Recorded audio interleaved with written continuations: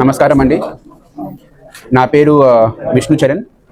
నేను 2019 batch IAS ఆఫీసర్ని. రీసెంట్గా 1 వీక్ బ్యాక్ జరిగిన ట్రాన్స్ఫర్స్లో భాగంగా నాకు అనంతపురం జిల్లాకి జాయింట్ కలెక్టర్గా ఇవ్వడం జరిగింది. దీనికంటే ముందు ఇనీషియల్గా ఏసీయూటీ ట్రైనింగ్గా ఉన్నది చిత్తూరు జిల్లాలో, ఉమ్మడి చిత్తూరు జిల్లాలో చేశాను. తర్వాత నా first independent posting west Godavari జిల్లాలో నర్సాపురం సబ్ డివిజన్కి సబ్ కలెక్టర్గా పనిచేశాను. తర్వాత ఐటీడీఏ పార్వతీపురం ప్రాజెక్ట్ అధికారిగా పనిచేశాను. తర్వాత నంద్యాల జిల్లా జాయింట్ కలెక్టర్గా పనిచేశాను. తర్వాత కొంచెం brief moment deputy secretary social welfare department కూడా పనిచేశాను.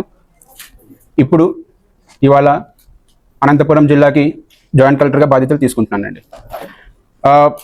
మనకి తెలుసు, ప్రతి 3 నెలలకు ఒకసారి ఆనరబుల్ సీఎం గారు కలెక్టర్స్ కాన్ఫరెన్స్ పెడుతున్నారు. పెట్టి ప్రతి జిల్లా నుంచి ఏ విధమైన ఎక్స్పెక్టేషన్స్ ఉన్నాయని చెప్పడం జరుగుతుంది. అందులో భాగంగా జీడిపి పెంచడం అన్నది ప్రతి జిల్లాకి సీఎం గారు చాలా ప్రత్యేకంగా తీసుకున్న ఒక అంశం అది. సో ఏ విధంగా అయితే మన జిల్లాకి జీడిపి పెంచగలమో దాని ప్రకారం అన్ని సెక్టర్స్లో కూడా, ప్రైమరీ కానీ, సెకండరీ కానీ, టెర్షరీ కానీ, అన్ని సెక్టర్స్లో కూడా ఏ విధంగా అయితే మనం పెంచగలమో అవన్నీ కూడా మనం ప్రయత్నిస్తామండి. ఈ రెవెన్యూ ఇష్యూస్ అన్నవి మనకి ఎప్పుడు వస్తూనే ఉంటాయి, అది నెవర్ ఎండింగ్. బట్ ఏదైతే ప్రజలు ఇబ్బందులు పడుతున్నారో అవన్నింటిని కూడా త్వరితగతిన పీజీఆర్ఎస్ వచ్చిన గ్రీవెన్సెస్ కానీ, రెగ్యులర్గా వస్తున్న గ్రీవెన్సెస్ కానీ, ఏవైనా సరే రూల్స్ ప్రకారం అన్ని కూడా రిజాల్వ్ చేస్తామండి.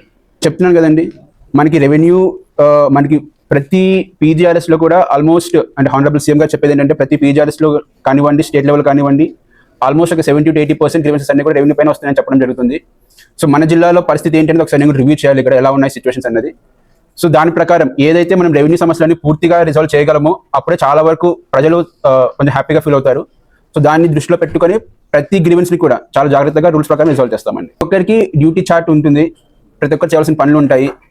ఎవరి పనులు వాళ్ళు సక్రమంగా చేస్తూ ఉంటే ఇష్యూస్ అన్ని రిజాల్వ్ అయిపోతూ ఉంటాయి.